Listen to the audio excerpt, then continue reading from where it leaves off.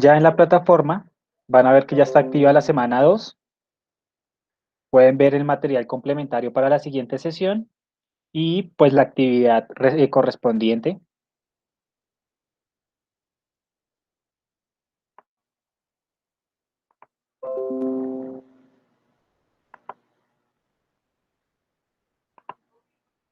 Entonces, hoy vamos a ver las generalidades anatómicas, específicamente de dos sistemas, el óseo y el sistema muscular. A ustedes de tarea, pues les va a quedar de pronto profundizar en el sistema o en las articulaciones específicamente.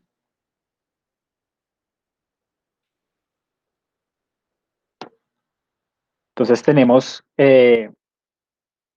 como inicio que el sistema esquelético o óseo pues va a estar constituido por tres tejidos principales: los huesos, el cartílago y los ligamentos.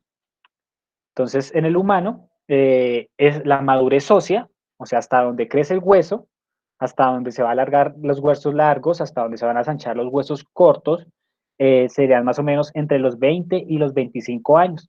Entonces, si vemos, esto se va a entrelazar, nosotros que somos del área de la actividad física y del ejercicio y del deporte, esto se va a entrelazar con algunos parámetros en los cuales nos van a decir hasta qué tipo de edad se puede empezar a poner pesos en, de RMs muy cercanos a 100. Entonces, en lo posible, en edades menores a los 18 años, pues no se recomienda usar RMs muy elevados.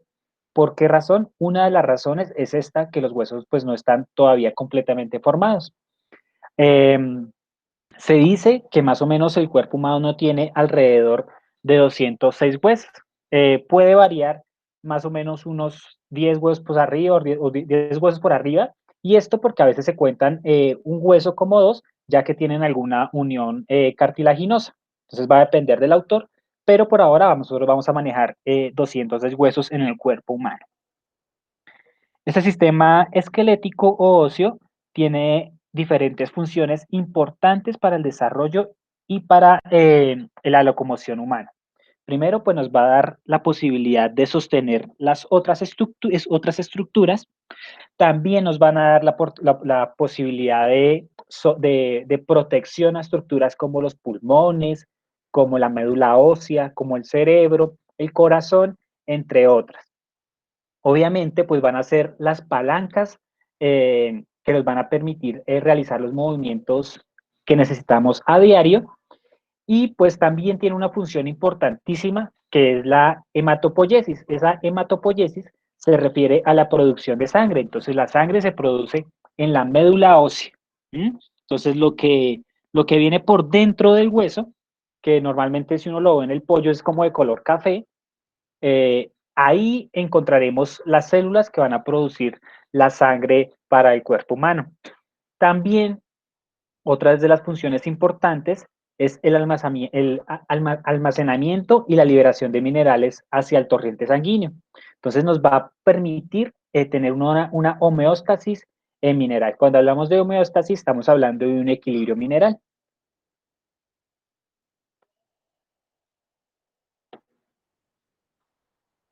Estos huesos pues están formados principalmente por dos materiales. Un material inorgánico, ese material inorgánico va a corresponder a sales minerales, como por ejemplo los fosfatos y el carbonato de calcio. Cuando hablamos de inorgánico es que no son moléculas, sino que son minerales como tal. La otra parte que lo conforma es el material orgánico.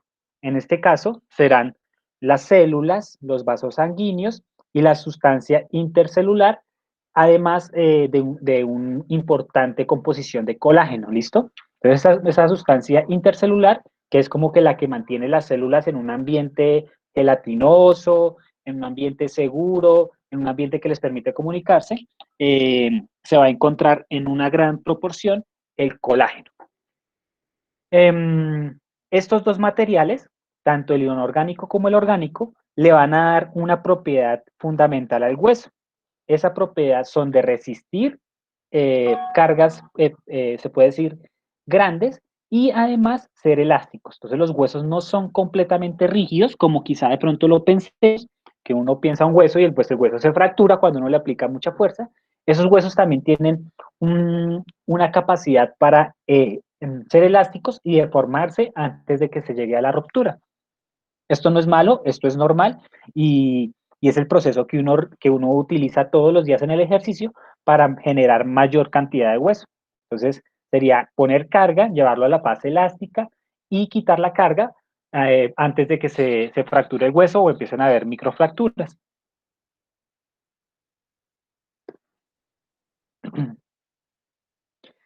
Si hablamos del hueso como estructura, pues tenemos primero un periósteo, que será una fina membrana que rodea todo el hueso y va a contener terminaciones nerviosas y vasos sanguíneos. Si hablamos un poco más interno, estaremos hablando de la médula ósea, que tendremos de dos tipos. Primero, una amarilla, que va a ser rica en grasa, y otra roja, que será rica en células que están en constante división para generar los elementos fundamentales de la sangre. Entonces, esta sería más o menos la imagen. Vemos el periósteo.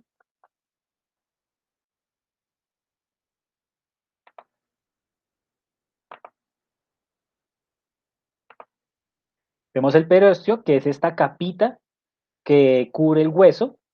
¿M? Y esa capita, lo que decíamos, está eh, recorrida por terminaciones nerviosas y vasos sanguíneos. Entonces, si lo ven, ese periósteo va a ser fundamental para la nutrición del hueso y para la nutrición y homeostasis de los otros órganos que estén cerca de los huesos. Si vamos más adentro, pues vamos a encontrar la médula ósea. ¿M?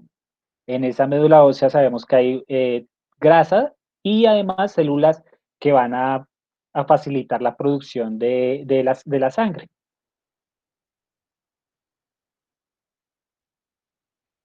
Bueno, aquí hay algo importante. No todos los huesos se componen de la misma forma, dependiendo de su diseño y dependiendo de su función, pero pues se encuentran, más adelante lo vamos a ver un poco más, se encuentran dos tipos de hueso importantes. Primero el hueso compacto, que es un hueso muy denso, y segundo el hueso esponjoso, que es un hueso que tiene, se puede decir que una estructura como de panal, que además de ser resistente a las cargas, pues también va a ser liviano el hueso. Entonces es importante este hueso para la movilidad y la agilidad de la locomoción. Ese hueso como estructura, si vamos a un poco más molecularmente, vamos a encontrar tres tipos de células principales. La primera son los osteoblastos. Entonces, cuando hablamos de blastos, del sufijo blastos, estamos hablando de generación o de formación. ¿Listo? Entonces, si hablamos de osteoblastos, serían formación de hueso. Si hablamos de osteocitos, estaremos hablando de las células responsables de intercambio de nutrientes. Y si hablamos de osteoclastos, estamos hablando de lo contrario de los blastos, entonces destrucción del hueso. Esto es un proceso natural y que se debe dar para regenerar el hueso y para que esas células viejas no empiecen a dañar la estructura ósea y en general la estructura del cuerpo humano. Profe, ¿cada cuánto se regenera eso? Se dice que más o menos cada 21 días se están dando como una regeneración continua en todos los tejidos. Sí, eso se podría decir que es continuo, pero hay una regeneración más o menos cada 21 días de estos componentes. Igual, si el cuerpo humano ve que necesita producir más, o sea, una situación como por ejemplo una fractura, una microfractura, pues se van a disparar los marcadores que van a decirle a los osteoblastos, oiga, mire, tiene que ir a producir. Entonces, obviamente si hay una regeneración periódica, pero si hay una demanda específica, el cuerpo está en toda la facultad de ordenar o de mandar señales para que se produzcan más osteoblastos. Es decir, profe, con la edad los que se van dejando de producir son los osteoblastos, que son los que forman hueso y por ende pues se produce lo de la osteoporosis y cosas así. Sí, no es que se dejen de generar completamente, pero sí el porcentaje de generación va a ser muy bajo. Entonces sí vamos a empezar a perder la capacidad de generar estos osteoblastos y pues igual vamos a perder la capacidad de regenerar ese hueso que se va perdiendo, porque pues obviamente la célula tiene un ciclo vital y va a ser nace, crece y se va muriendo Ah, y va pero yo tenía regresando. entendido que se dejaban de producir del todo, entonces no es así. No, señor, nunca Ah, ok. ninguna célula se deja de producir para siempre. Ok. Igual las células cerebrales, nerviosas, no es que se dejen de producir, ¿sí? Es que bajan su producción. No se van a producir a la misma velocidad ni en la misma cantidad, pero siempre va a haber producción de hueso, ¿listo? Ok, Pero, gracias, profe, profe. ¿esto se tiene en cuenta también la alimentación? Mm, hay ahí dos cosas importantes. Primero, pues, mm, lo primordial sería consumir calcio porque es uno de los minerales que componen el hueso, pero no es el único mineral. Y lo segundo es que si tú consumes una buena alimentación, pero no le exiges al hueso y no le cargas al hueso, pues lo único que vas a hacer es orinar eso que te comiste. Entonces lo que hay que hacer es, al tiempo que tú estás dando nutrientes, tienes que estar solicitando el hueso. ¿Cómo se solicita el hueso? Caminando, corriendo, poniéndole cargas axiales para que el hueso coja esos nutrientes y los ponga a producir. Si el hueso tiene, así sea toda la disponibilidad de calcio del mundo, pero si tú no le pones cargas o si no lo demandas, pues él no va a absorber esos nutrientes. Entonces, importante no solo con tomar el calcio, pues vas a mejorar, si necesitas tomar ese calcio y al tiempo tener un programa de ejercicio enfocado hacia la remodelación ósea. Gracias, profe.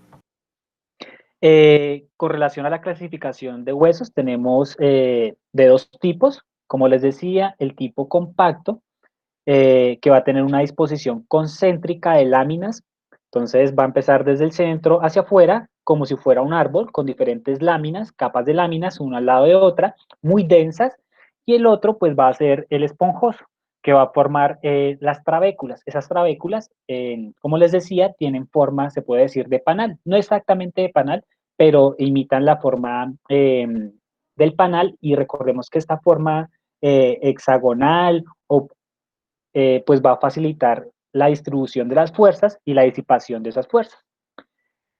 También, si los vamos a clasificar según su forma, pues vamos a encontrar huesos irregulares, como son los huesos de la columna y el oído. Vamos a encontrar huesos largos, como serían el fémur, la tibia, el peroné, el radio, las falanges. También podríamos encontrar huesos planos, que sobre todo se van a ver, o los más reconocidos son los huesos del cráneo, y podemos encontrar huesos cortos que se pueden encontrar o que son de forma más o menos como cúbica y serían los huesos del tarso, del carpo, de tanto de manos como de pies. Aquí vemos el hueso compacto, la forma en que se organiza. Entonces son láminas, una tras otra, y aquí vemos una lámina, luego vemos otra lámina, y pues se van uniendo esas láminas. Este tipo de hueso va a componer el 80% del sistema óseo. Tiene unos canales que se llaman canales haversianos, por los cuales pues se va a nutrir el hueso.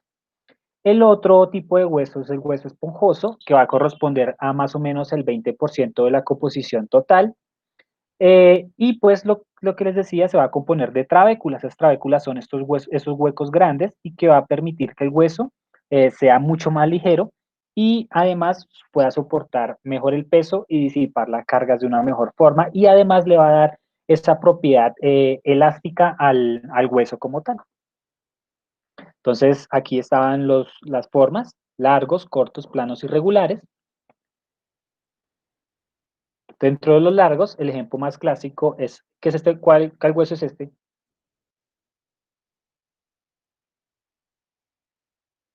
¿Cómo se llama? Fémur, El fémur, el sí. fémur, profe. Bien fácil. Fémur. El fémur, Perfecto. profe. Esos huesos largos tienen unas regiones. Entonces, la región central más larga se va a conocer como diáfisis, ¿listo? Las regiones más externas, donde están.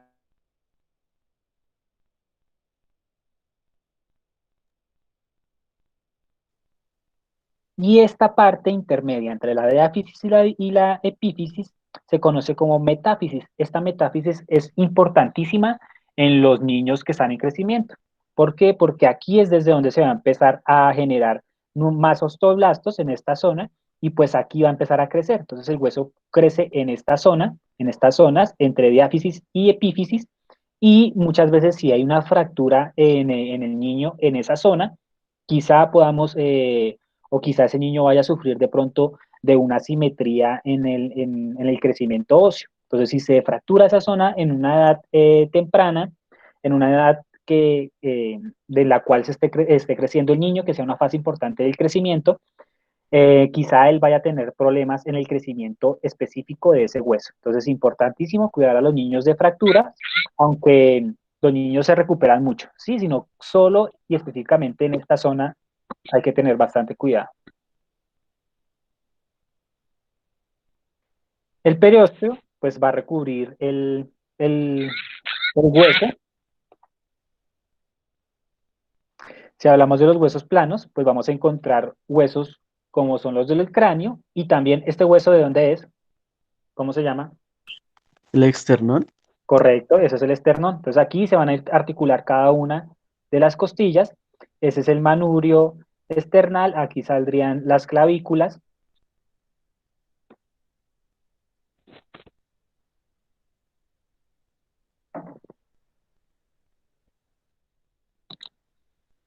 Van a tener forma de tabla, o se les conoce a estas zonas más largas y aplanadas como tablas. A la zona más delgada o el grosor se le conocerá como diploe. Si hablamos de los huesos cortos, como son los huesos que van a conformar el metatarso en el pie, y pues también el calcáneo y el astrágalo, que serían parte del talón del pie. Entonces, uno de los ejemplos más claros es el tarso, que casi es cúbico, tiene sus carillas articulares para hacer juego con cada uno de los huesos que lo componen, pero en general pues tiene una composición o una figura cúbica. Entonces, en general, pues vamos a tener huesos irregulares, largos.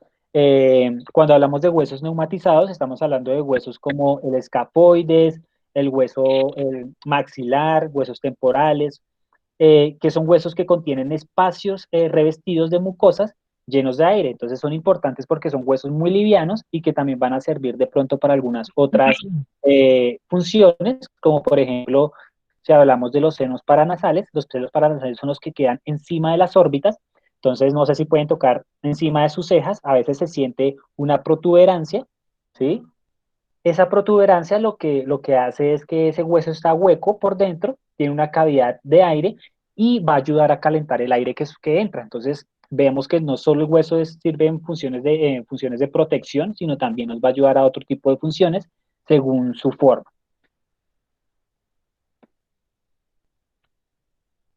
Vamos a ver rápidamente los diferentes huesos del cuerpo. Luego vamos a detenernos en las siguientes sesiones zona por zona y vamos a tratar de entender cómo están dispuestos, cómo se articulan. Por ahora solo vamos a nombrarlos para que los vayan teniendo presentes. Entonces tenemos 206 huesos. De esos 206 huesos, hay algunos que son 80 de esos son axiales. Cuando hablamos axiales son de la parte del tronco. Cuando hablamos apendiculares serían de las extremidades, ¿listo? Entonces en el tronco y cabeza vamos a tener 80 huesos, de forma apendicular vamos a tener 126 huesos.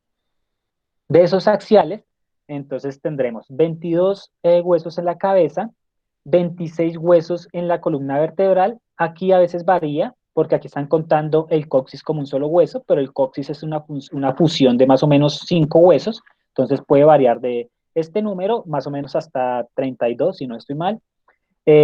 También los huesillos del oído, entonces son alrededor de 6, es un conjunto importantísimo para el equilibrio, para transformar las ondas sonoras en ondas mecánicas y después en señales eléctricas. La caja torácica tiene alrededor de 25 huesos. Y el ioides, ¿quién sabe cuál es el ioides?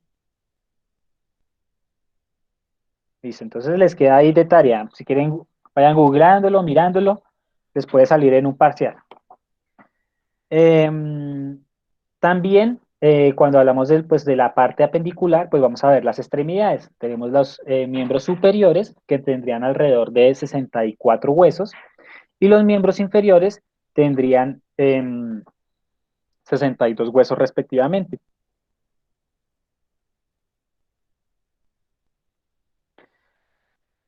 La composición ósea del cráneo, vamos a tener huesos de la cara y huesos que van a corresponder al cráneo.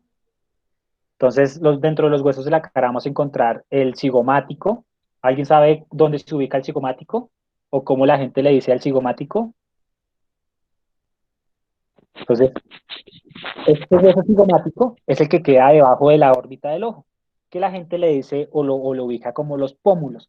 Ese sería el hueso cigomático, el maxilar inferior, los huesos nasales, el lacrimal, los cornetes inferiores y los platinos. Luego vamos a ver más detenidamente cada uno. También tenemos unos huesos más internos, como serían el vómer, el maxilar interno, el maxilar inferior. En el cráneo, pues tendremos el parietal, el temporal, frontal, occipital y estos dos huesos que son de los huesos más internos y van a servir como, se puede decir, sostén para los órganos como el cerebro y serían el esfenoides y el etmoides. Dentro de esos huesos de cabeza, si los vemos de vista lateral, serían algo así: frontal, cigomático, maxilar superior, maxilar inferior, lacrimal, allá adentro se ven los etmoides y los esfenoides, luego los miramos con más detenimiento.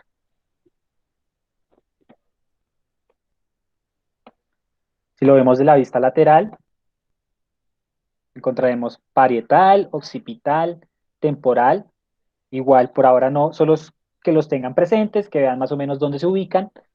Vamos a ir haciendo más énfasis en reconocer este tipo de anatomía ósea.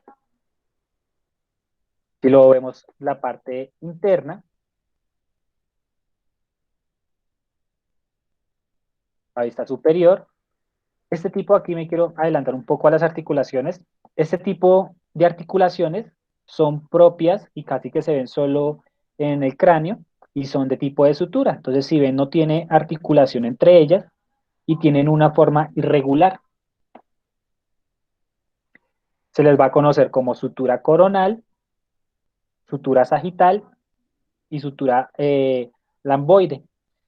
Muchas veces, y aquí es lo que vamos a ver la siguiente sesión, es cómo orientarnos o cómo nombrar los movimientos según los planos y los ejes. Entonces, muchas veces se nombran las articulaciones o hasta los mismos huesos según el plano. Entonces, estamos hablando de una plano coronal, pues a este le pusieron el plano coronal porque está cortando en ese plano. Si hablamos del plano sagital, que es cuando cortamos el cuerpo en hemisferio derecho y hemisferio izquierdo, pues estaremos hablando de un corte sagital, por eso esa sutura se llama sagital. Son formas fáciles y de Profe, pronto... una pregunta. Sí, señor. Las articulaciones que acaba de mencionar cerca del cráneo, ¿esas se podrían considerar como una articulación fibrosa o cartilaginosa? Porque la fibrosa, pues, son las que reducen mucho el movimiento, o sea, casi que no puede haber movimiento, ¿no? Ujú. Sí. Entonces, cuando hablamos de cartílago, mira que el cartílago aquí no está presente. En ningún lado vemos Sí, cartílago. exacto. Entonces Ajá, sería más clasificada como fibrosa. Y pues fibrosa. obviamente Ah, ok. aquí no necesitamos, obviamente aquí hay cuando hablamos de niños, acá hay una fontanela que no se cierra más o menos, que se cierra más o menos después del año, si no estoy mal. Ahí de pronto me estoy equivocando. Pero pues estas suturas se van volviendo sólidas cuando alcanzamos completamente el desarrollo.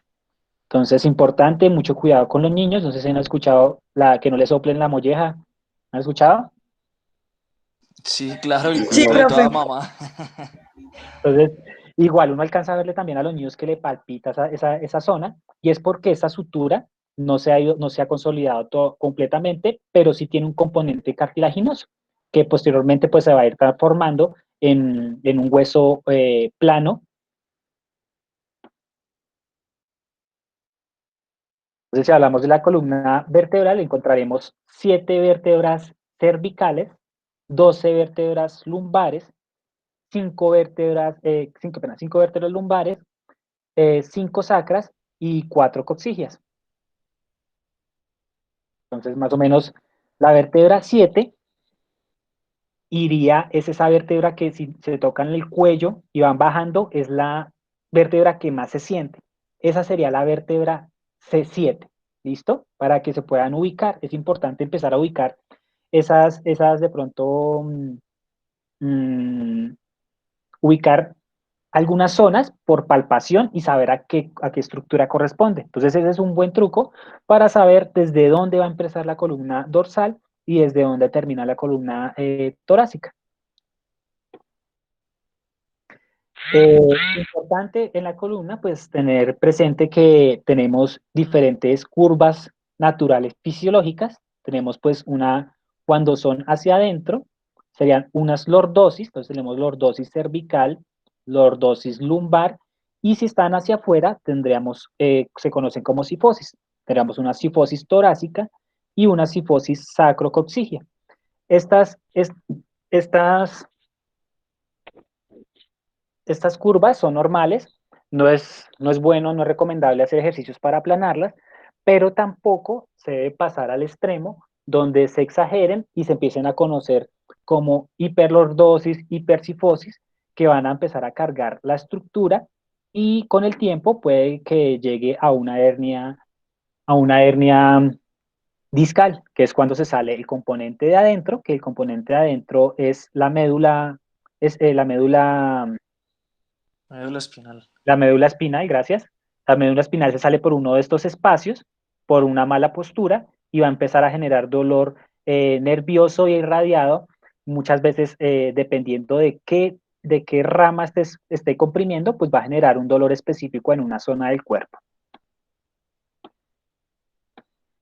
Hay algunas vértebras atípicas, que son las que están muy cerca a la cabeza.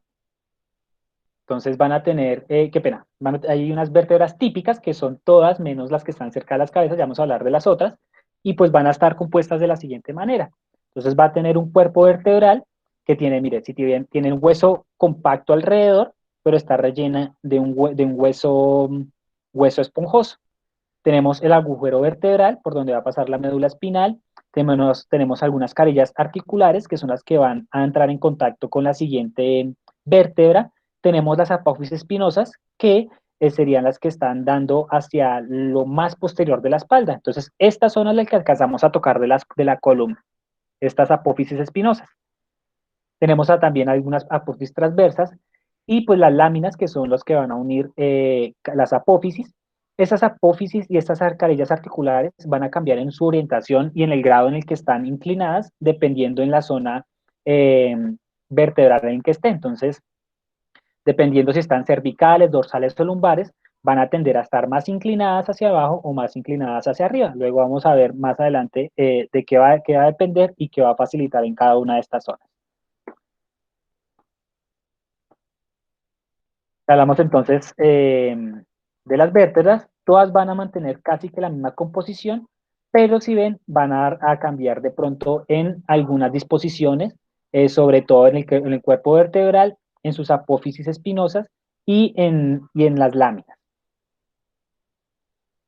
Si ven acá, esto es una fusión, entonces normalmente se entiende como un solo hueso, pero en algunas bibliografías la entienden como diferentes huesos. Si contamos, va 1, 2, 3, 4, 5. 5 huesos fusionados compondrían la zona sacra. Esto se da a partir de la evolución que ha tenido el humano. Las dos vértebras importantes que son distintas a las otras serían las que están muy cerca al cráneo y se conocen como el atlas y el axis. Entonces, el atlas y el axis nos van a dar la posibilidad de rotar la cabeza, tienen muy buena movilidad en las rotaciones, en las flexiones y en las extensiones.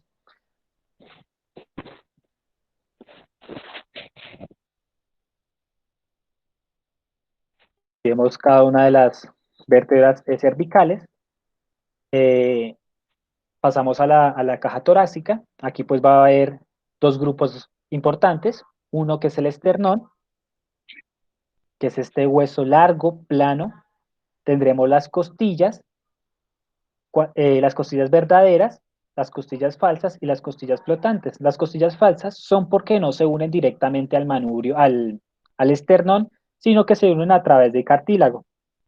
con las otras costillas y finalmente pues van a estar unidas al esternón, pero indirectamente. Las costillas flotantes son estas que quedan sin unirse a la caja torácica. Muchas veces, esto alguna vez escuché, yo no he vuelto a escuchar, pero algunos modelos se quitaban algunas de estas costillas flotantes para aumentar la cintura, para disminuir la cintura. No sé si de pronto ustedes escucharon alguna vez esto. Sí, Sí, profe. profe. Sí. Sí, eso Shakira fue. creo que se la hizo. ¿Sí? Pues no sé, Sí. no me consta, pero sí he escuchado que algunos modelos se someten a este tipo de cirugía, Sí, pero yo pues también. esto va a llevar consigo, esto no es de gratis, o sea, si usted se quita esto, va a perder protección en los pulmones, va a dejar desprotegido la zona posterior de los pulmones, y si Dios no lo quiera, un mal golpe le puede desencadenar una atelectasia en el pulmón. Entonces, pues no son cosas recomendables. Viendo rápidamente el miembro superior, recuerde que después vamos a ir mirando hueso por hueso y la forma y cada uno de los accidentes geográficos que tiene cada uno de los huesos. Entonces tenemos en estos miembros en estos miembros superiores la cintura escapular. Entonces, saber que no solo tenemos una cintura, que cuando uno habla de cintura, uno de una vez se remite a la cadera, sino que la cintura escapular también es importante. Entonces tenemos esa cintura escapular que va a estar conformada por la escápula, las clavículas, el húmero, tenemos también el radio y el cúbito, tenemos ocho huesos conocidos o que se ubican en los carpos. Dentro de esos carpos pues vamos a tener una hilera superior, dentro de esa hilera superior encontraremos los escafoides, semilunar, piramidal y pisiforme, y en la hilera inferior encontraremos el trapezoide, el trapecio, el grande y el ganchoso. Después de estos carpos, pues pasamos a los metacarpos. Y finalmente, pues llegamos a los dedos, que están conformados por falanges. Se conoce como la falangina y la falangeta, o falange proximal, falange media y falange distal. Cualquiera de las dos dominaciones es válida y correcta. Aquí vemos la cintura escapular, conformada por la clavícula, el húmero, el acromion, que es parte de la escápula. Esto estamos viéndolo una vista anterior, ¿listo? Como de frente estamos viendo a esta persona. El radio del cúbito están unidos por una membrana de ligamento que les ayuda a no perder su unión normal, porque si ven, este hueso tiene una forma, se puede decir, de rodillo en su punta, y si nosotros hacemos el movimiento de pronosupinación, ¿saben cuál es el movimiento de pronosupinación? Palmas arriba, palmas hacia abajo, y si ustedes se tocan el codo, van a sentir cómo ese hueso rueda sobre el cúbito. El radio va a rodar sobre el cúbito. Entonces es importante esta membrana para no perder esa relación entre estos dos huesos.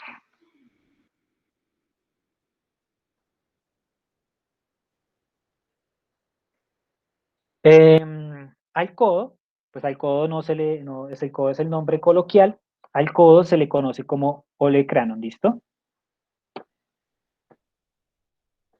Vamos a la mano, vamos a tener todos los huesos del carpo, vamos a tener los metacarpos, que serían estos de acá, y al final pues encontramos las tres falanges.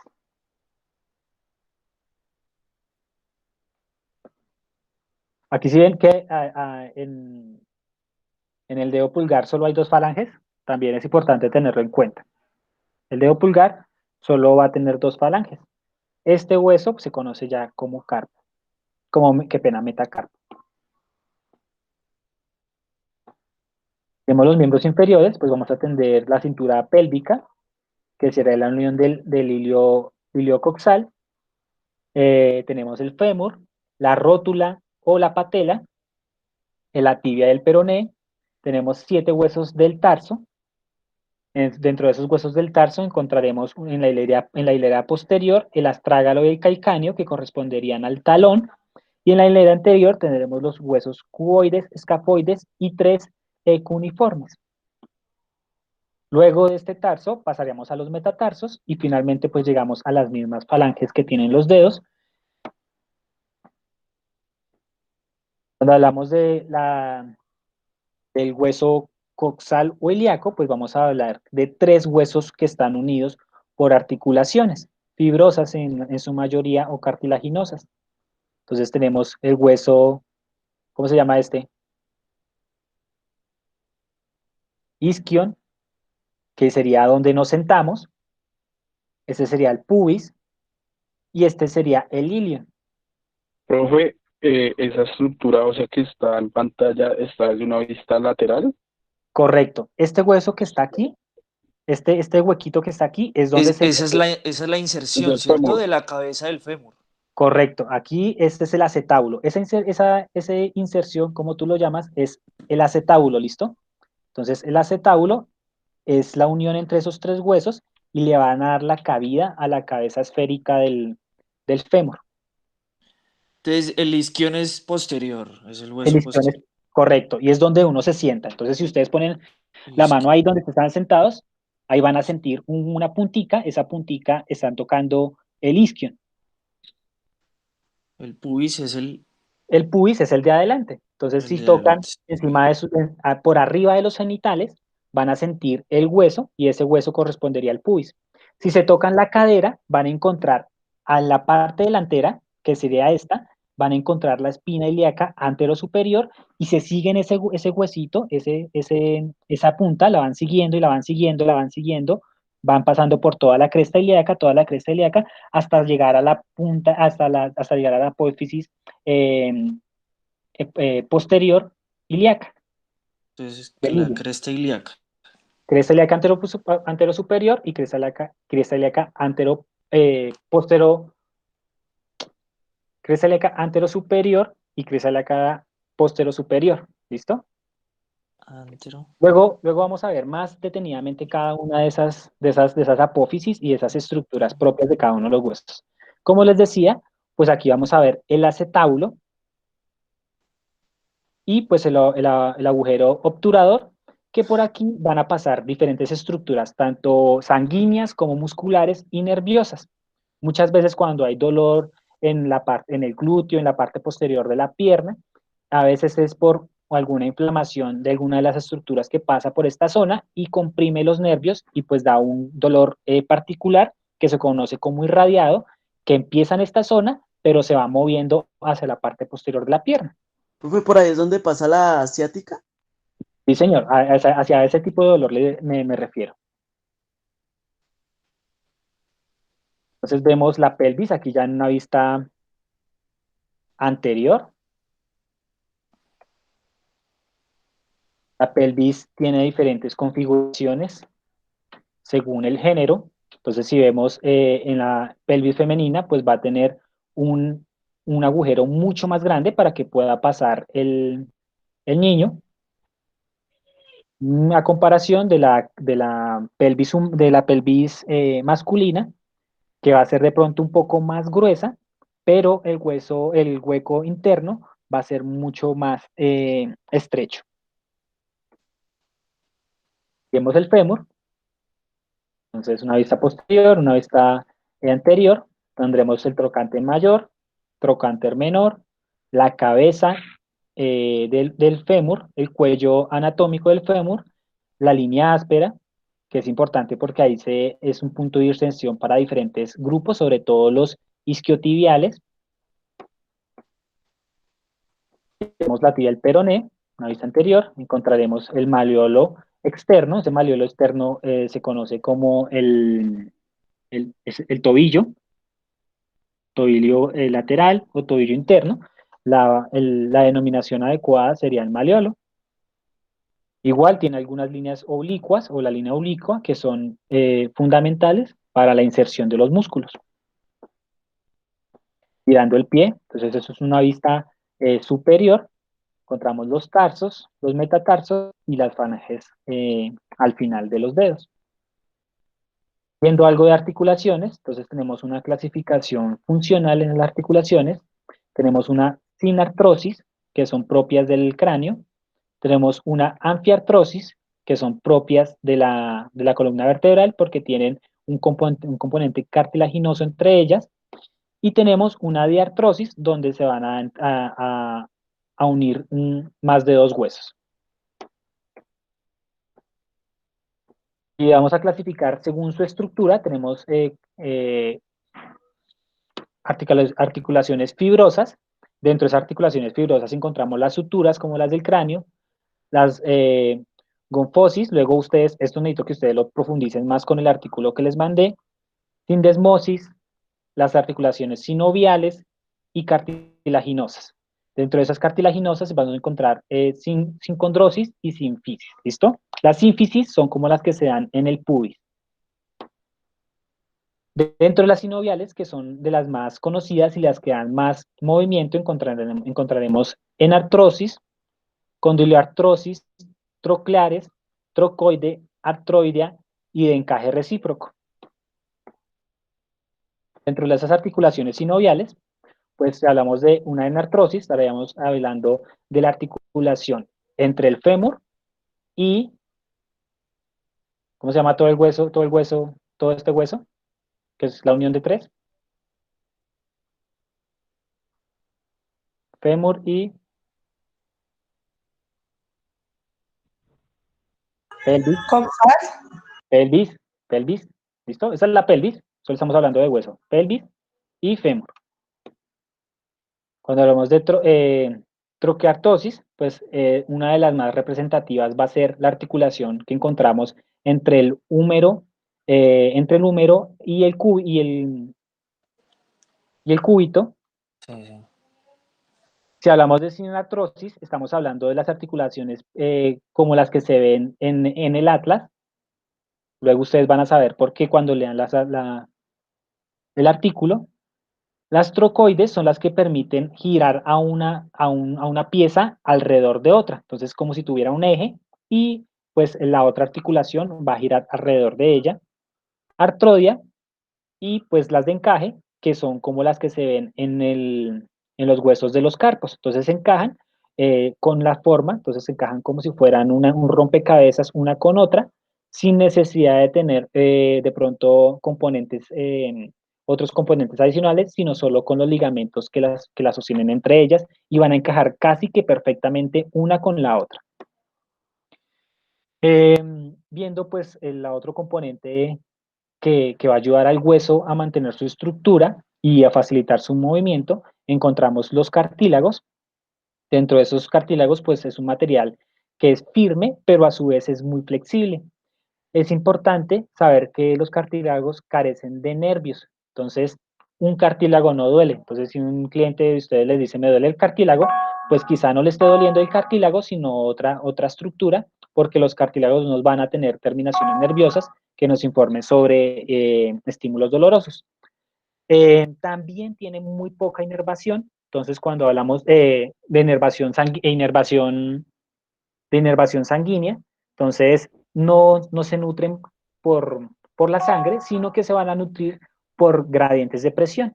Entonces, por eso es importante cuando hay una persona tiene de pronto alguna patología en el cartílago, tener cuidado con las cargas que se realizan, pero ellos se van a beneficiar mucho de esos como una bomba, como esos ejercicios de bomba, que lo que van a hacer es como traccionar y comprimir la articulación para que el cartílago se pueda nutrir. Entonces, aumentando la presión dentro del cartílago, dentro de la articulación, el cartílago se va a poder nutrir. Una de las funciones principales es que proporciona una cubierta entre los huesos para que no estén en contacto directo. Entonces, si estuvieran en contacto directo, pues causarían primero mucho dolor y segundo, pues el movimiento sería mucho más lento y también limitado, dándole pues un poco de flexibilidad al hueso y a la articulación. Si hablamos de los ligamentos, entonces son tejidos fibrosos y elásticos y su función principal es unir un hueso con otro hueso. Estos dos tejidos, su principal composición son el colágeno. ¿Qué diferencia hay entre un tendón y un ligamento?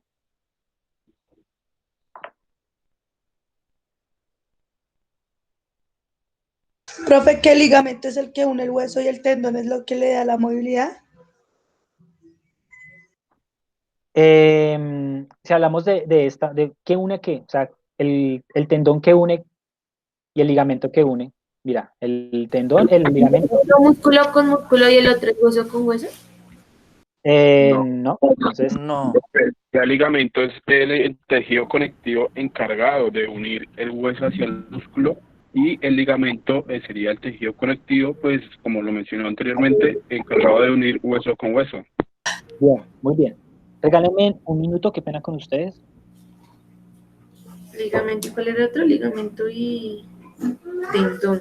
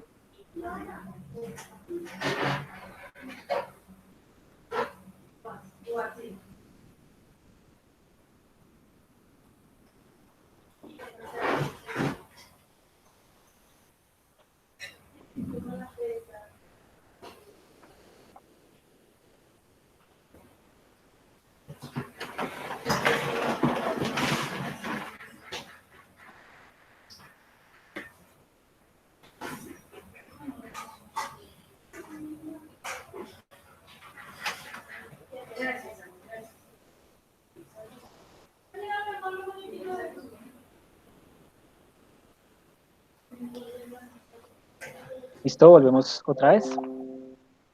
Entonces, sí, la principal diferencia entre estos dos componentes es que uno va a ir de un músculo al hueso, que sería el tendón, y si hablamos de ligamento, pues va a unir específicamente hueso con hueso. Esas eran las generalidades del sistema óseo. Igual lo que les digo, cada clase pues vamos a enfocarnos en una zona corporal y vamos a ver toda la anatomía que está alrededor de esta. Si hablamos del sistema muscular, pues tenemos el sistema muscular es un conjunto de más de 600 músculos que van a conformar todo el sistema muscular. Pues sería... Nicole, te voy a quitar el micrófono. Y su función, pues, sería la de producir movimientos en general en el cuerpo. Obviamente, si no existieran los huesos, los músculos no servirían para nada. Más o menos del 40 al 50% del peso corporal de una persona hace referencia al sistema musculoesquelético.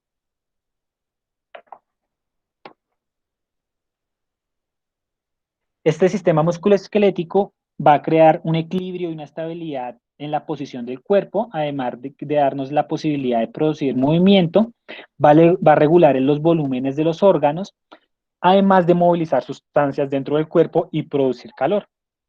Entonces el músculo es uno de los principales productores de calor, porque es pues, uno de los principales también productores de energía y consumidores de esa energía.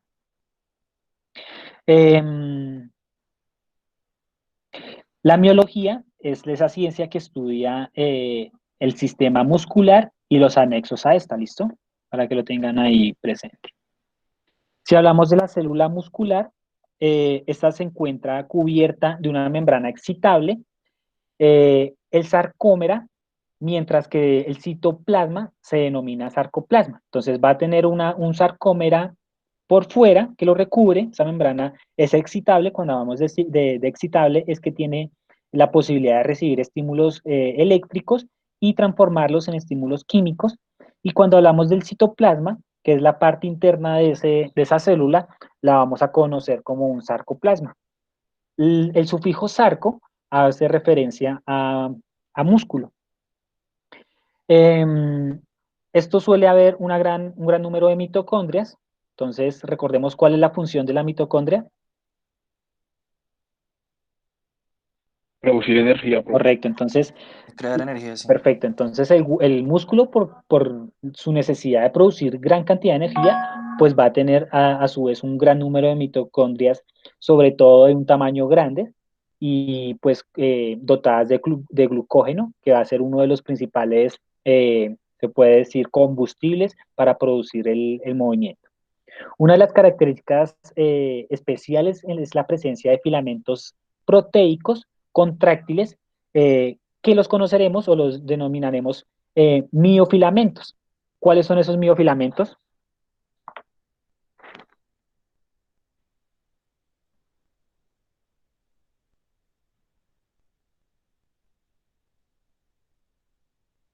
Profe, ¿sería la actina y miosina? Sí, correcto. Sí, sí, creo que sí. Sí, porque son los filamentos proteicos, sí, es actina y miosina. Sí, son los filamentos contráctiles, exactamente. No, y por el término proteico ya uno se acuerda que es miosina y actina. Correcto. Bien. Entonces, mirando esa célula, tenemos las fibras. Dentro de esas fibras, si vemos una célula, está el núcleo.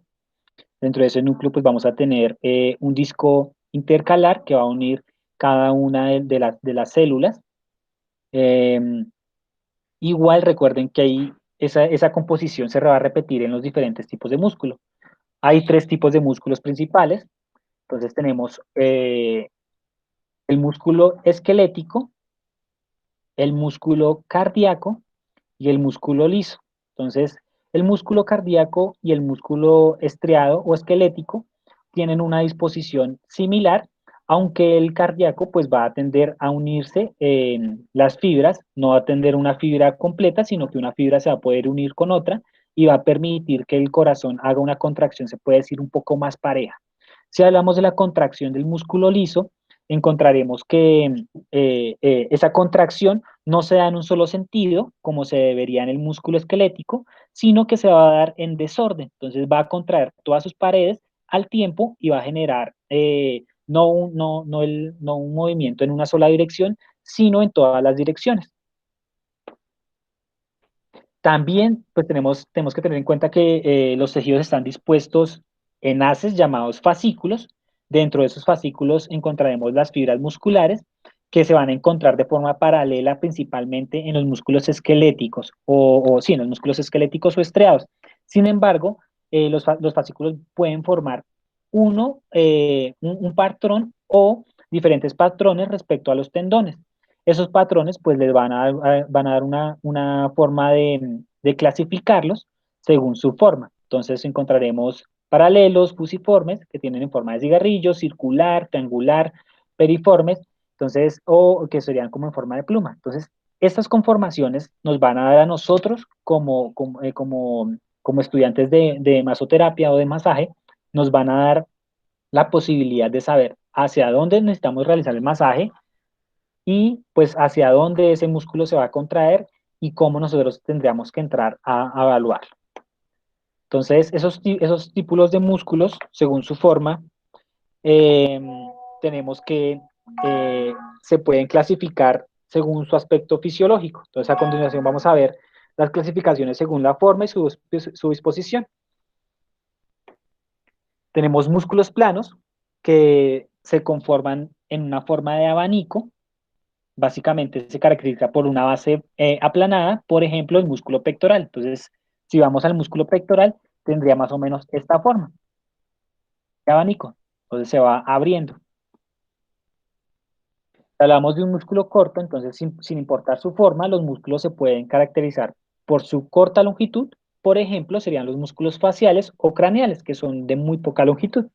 Si hablamos de músculos anchos, son los músculos que se caracterizan por que tienen las fibras en un diámetro grueso.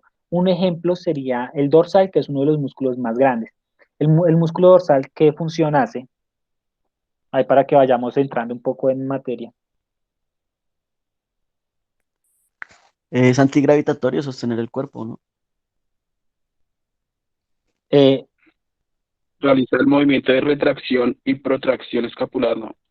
mm, entonces, primero está ubicado en la espalda, ¿listo? Y lo que va a hacer es una una aducción de los brazos. Cuando hacemos una, una barra, ahí lo que estamos haciendo es aducción de los brazos y estamos llevando el cuerpo hacia arriba. ¿Listo? Y luego lo vamos a ir viendo cada función de cada músculo. El otro tipo de músculos son los alargados o los fusiformes. Son músculos anchos en su centro y estrechos en sus extremos. ¿Cuál tipo de músculos?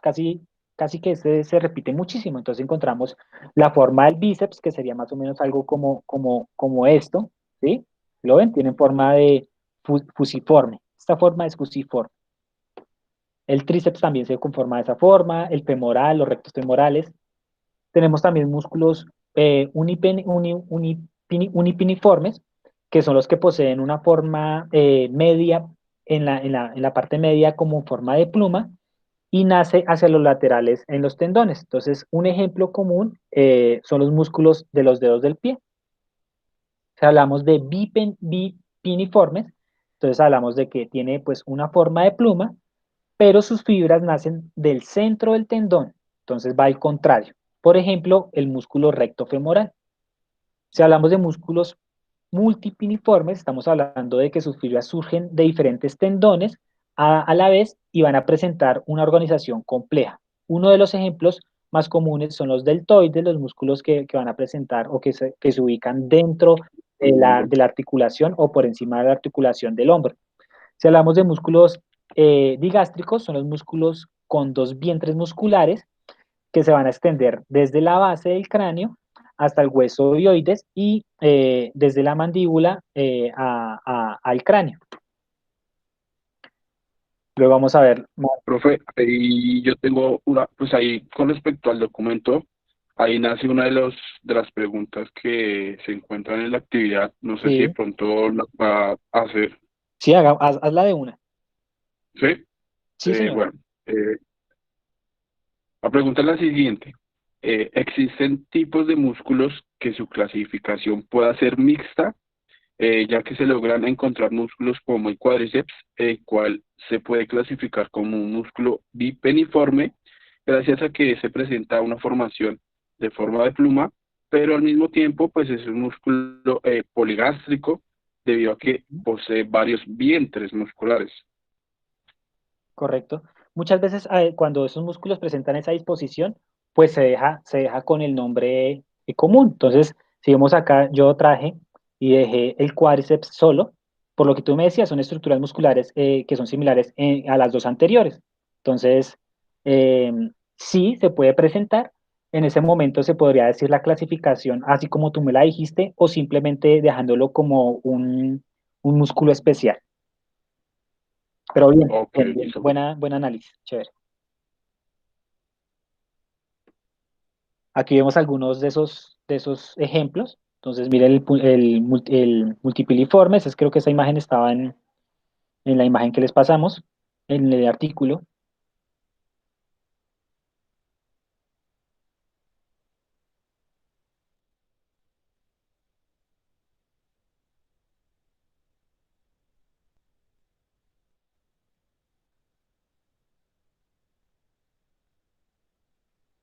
Qué pena con usted, regálame otro minutico.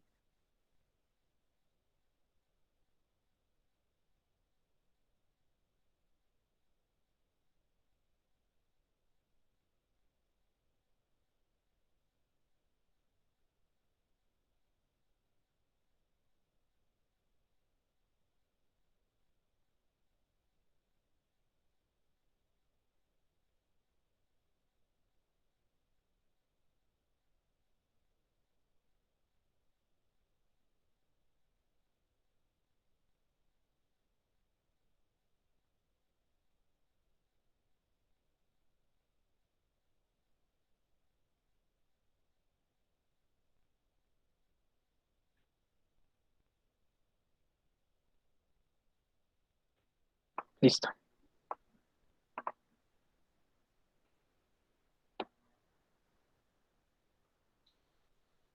Entonces sabemos que los músculos pues van a ser un órgano contráctil que va a determinar la forma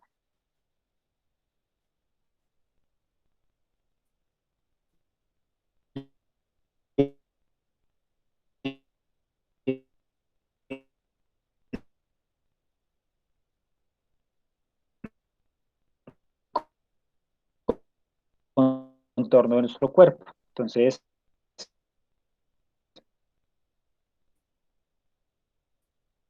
se hace el masaje, casi que todas las técnicas de masaje van a actuar sobre los músculos superficiales. Es muy difícil entrar de pronto a tratar o a impactar los músculos profundos porque pues están muy dentro y para hacerlo pues tendríamos que hacer muchísima presión y con esa presión pues pueda que se haga algún tipo de daño. Obviamente hay algunas técnicas que ayudan de pronto a entrar un poco más profundo, pero si igual, si no conocemos la anatomía muscular, pues lo que vamos a hacer es más un daño que mejorar el dolor de la persona. Entonces, esos superficiales vamos a encontrarlos directamente debajo de la piel y por encima de la aponeurosis superficial. En tanto, los profundos pues van a estar por debajo de dicha aponeurosis. Entonces, tenemos tres tipos de tejidos musculares que a su vez van a conformar pues tres tipos de músculos, que ya lo habíamos visto. Tenemos el músculo esquelético, que lo podemos describir como un músculo voluntario, que es importante, y estriado, debido a que se contrae de forma voluntaria y consta de grandes números de fibras musculares conformadas en pequeños haces que están envueltos a su vez en un perimicio, que es una tela delgada que va a recubrir todos los tejidos, específicamente en este caso el músculo, y luego pues su totalidad está envuelta en un epimicio.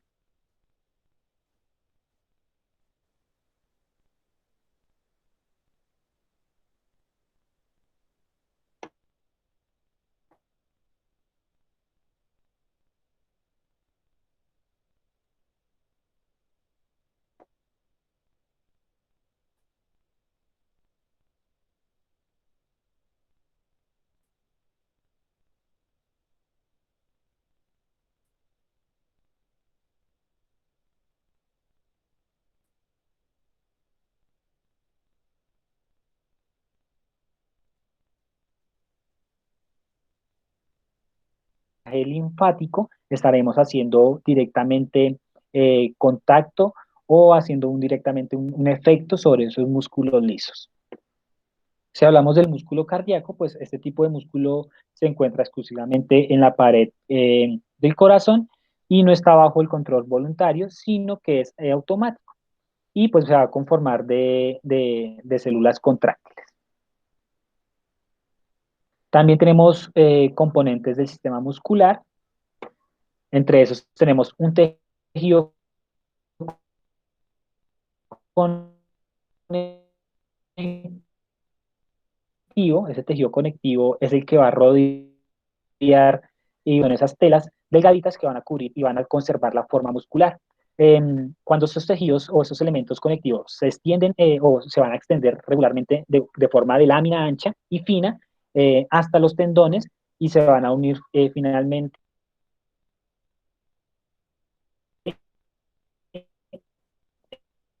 eh, eh,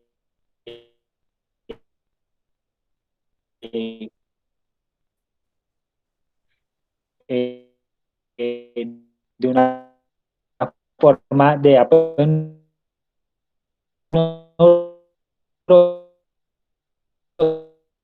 al final de esos tendones. Entonces va a estar de tendón a tendón y va a cubrir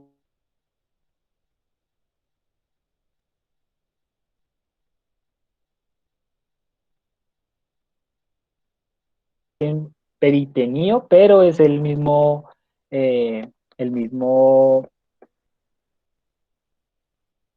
el mismo endomicio y el perimicio, ¿listo?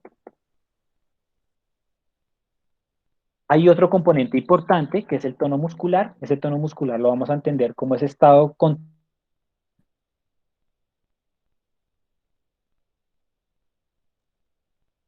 contráctil parcial del músculo y pues se va a llevar a cabo por la contracción del músculo, pero pues no va a producir suficiente fuerza para hacer el movimiento. Entonces el tono muscular siempre está activo, los músculos siempre van a tener de base una actividad muscular y pues eso le va a dar la forma al músculo también. Entonces si vemos aquí un tono activo y el mismo persona con un tono inactivo. Algunas patologías traen esta consecuencia en la cual el tono no se regula o a veces es inactivo o a veces por lo contrario es completamente, se puede decir, activo y va a dificultar la relajación del músculo y el movimiento del sujeto. Cuando hablamos de la irrigación y la inervación, entonces los músculos tienen una irrigación y una inervación muy buena. ¿Por qué? Pues porque necesitan primero la parte eléctrica para iniciar el movimiento y segundo, la irrigación va a ser importantísima para poder conseguir energía y después deshacerse de los desechos. Bueno, aquí se me pasa algo importante. Las neuronas que se encargan de estimular a los músculos se conocen como neuronas motoras, ¿listo? También, si uno une las dos palabras, las podremos entender como motoneuronas. Importante aquí un concepto de fatiga muscular y es esa incapacidad del músculo para mantener una contracción tras una actividad prolongada o tras una actividad que conlleve un tiempo largo. Esta va a resultar- Profe, qué pena, un segundito. ¿Me puede permitir un segundo el anterior? Un segundito. Ok. Listo, profe, gracias.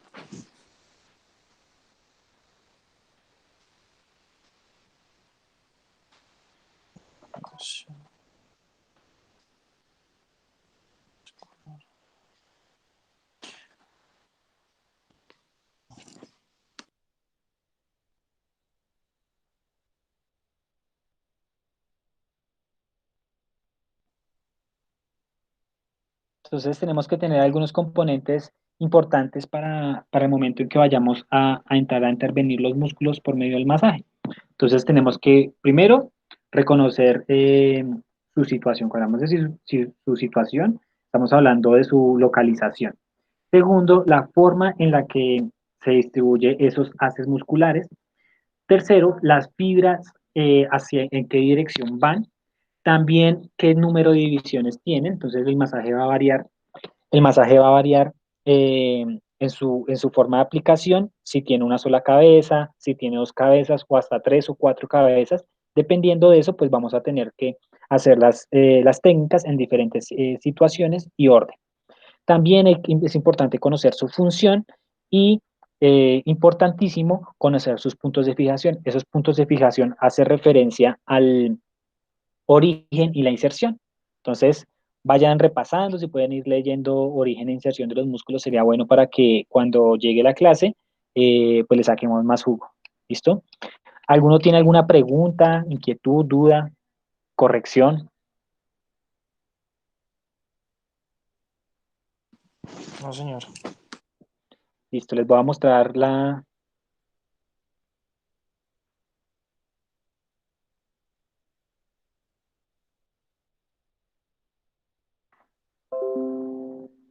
ya tienen la actividad aquí montada, tienen un artículo sobre articulaciones para que les quede mucho más claro.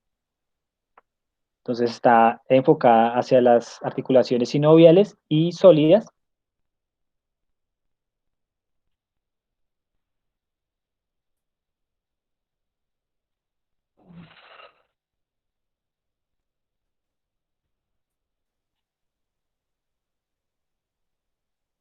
Tiene muy buenas imágenes, está bien explicado y está corto. Son 7 páginas, menos de 7 páginas, 6 páginas con letra grande, entonces no, no,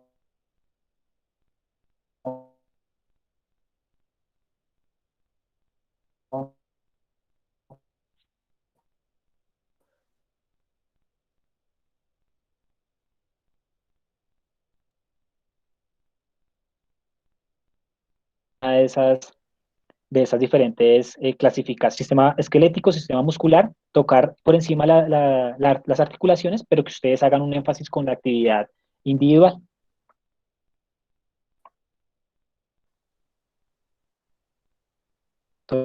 Entonces, listo, eso era todo por hoy. Si no tienen más dudas,